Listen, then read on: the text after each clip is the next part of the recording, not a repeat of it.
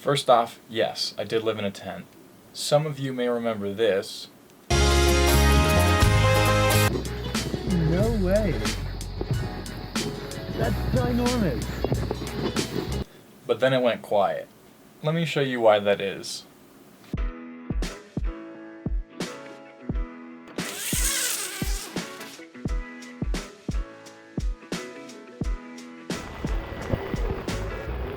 I just thought I'd kind of give you guys a look around the tent when it's raining.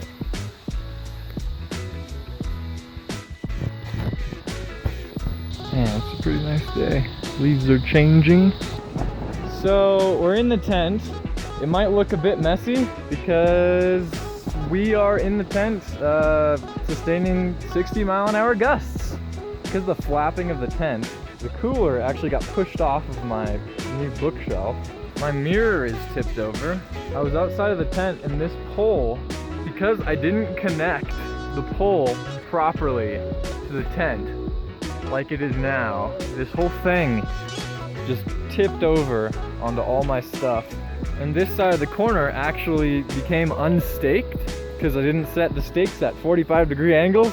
But the tent is really nice because it remains a lot of its structural rigidity, even though parts of it may be like collapsing. Like I didn't even notice at first that this tent pole had collapsed on me.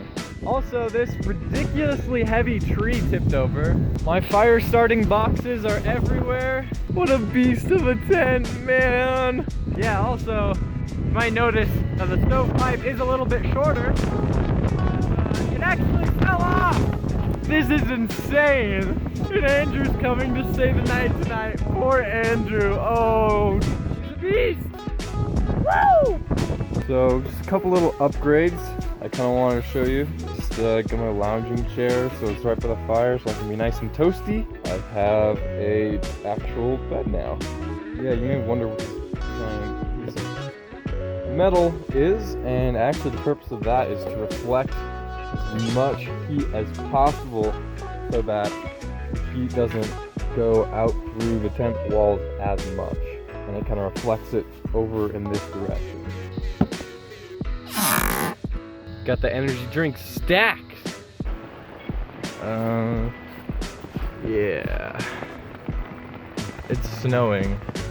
This is the beginning of it, boys. All we have to do is last the rest of the winter. With that in mind, back to like everything else. So we get the fire cooking. It's pretty nice. And then there's snow. So for Halloween, what a freaking ridiculous piece of crap. Here's my ash pile. It's actually pretty large. Yeah, we're approaching the winter solstice. As you can see, usually the sun is over like here in the summer when it sets, but right now it's over there, so pretty interesting. Just being outside, seeing how things change throughout all the seasons. It really gets you kind of in touch with nature. Low on wood yet again. So that means I need to chop some more wood. Okay, so here is the Christmas haul. We got a carbon monoxide detector to accompany the new stove.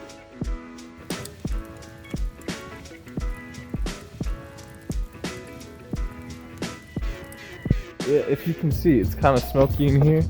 Smoke consistently rising. It usually happens when I first start the fire, but man, the stove doesn't really get hot enough to make noodles. Here, right outside the tent, got the little broiler. Got a pot of water on there. Wind messes with this a lot and makes it really difficult to cook. But yeah, food. Super smoky in here. Really, really fucking smoky. Fuck you. Come on through, bro. Come over here.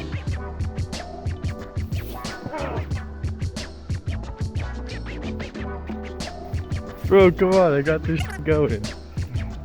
At this point in Tent Saga, I actually took a month off from the tent, went to Europe, met the Pope, and then came back. I am currently making candles. Here's my setup. It's pretty sweet. I'm gonna pour one right now. So basically, I cut the top off this beer can, and you fill it with wax. It's a good looking candle. And then this one is a laundry detergent cap. This is what I keep my wax in. Here, I got some still cooling here.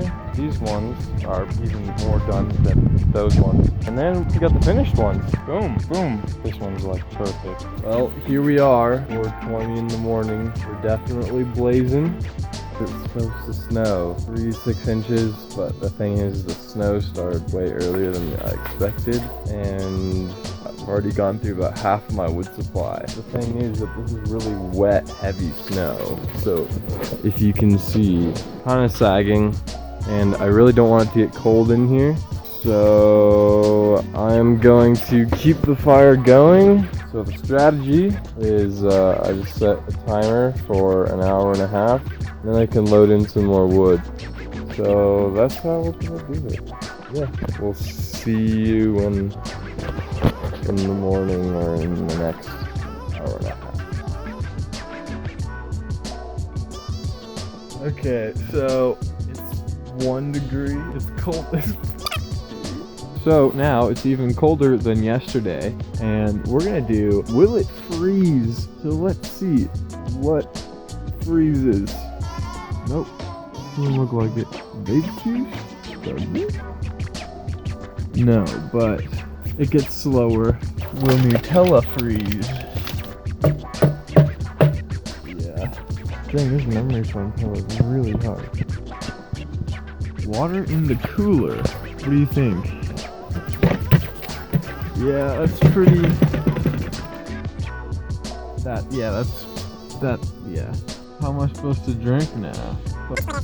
This presents a problem.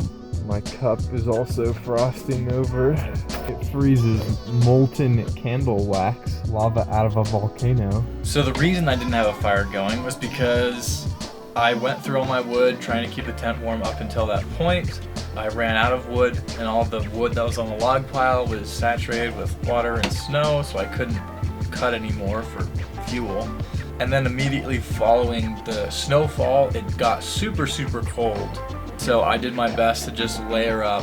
From what you saw in the video, I ran out of water. I really wasn't eating that much during that time. One morning, I even woke up and my heart rate was really low. I was hypothermic. I wasn't even shivering at that point, and I was dehydrated. That was probably one of a handful of times that I seriously got very, very close to dying. Expletive. Holy sh! Expletive. This is f***ed. Oh, I have to move everything inside. This is so not good. I gotta be careful because everything is going everywhere. Nothing is safe anymore. This is gonna suck. I need to go ham now. Cleanup time! Some people might be wondering if I was actually in the tent when it came down, and the answer is yes, I was. The poles collapsed, the tent material and fabric just completely ripped apart from one of the corners, completely fell down. Thankfully though, I did not have a fire going because I was still out of wood. I think ultimately the failure of the tent was the year's worth of sun exposure, and I think when we had a bunch of snow, that 3 to 6 inches, that wet heavy snow stretched the fabric a little bit, weakened it even more, and then that night was particularly windy, and that just was the final straw. Yeah, alright, well this should be interesting. Lots and lots of water. Just chilling in the tent. So we've got this flashlight here. Supposedly waterproof. Let's see. Oh geez. A lot of freaking water. Let's see if it works, shall we? Nope. Nothing. Over the course of the year in which I lived out of tents, I had so many good moments. I got so in touch with nature. I really experienced independence for the first time. And if I could, I would do it again in a heartbeat. And now, in memorial, here are a few clips and pictures of some really fun times in the tent. Yeah, but we in the trap tent and we got the fucking speakers and the wood stove. So what's up? We have centralized What's heating up, too. centralized heating? So doesn't quite fit. Oh my gosh, I'm so hungry.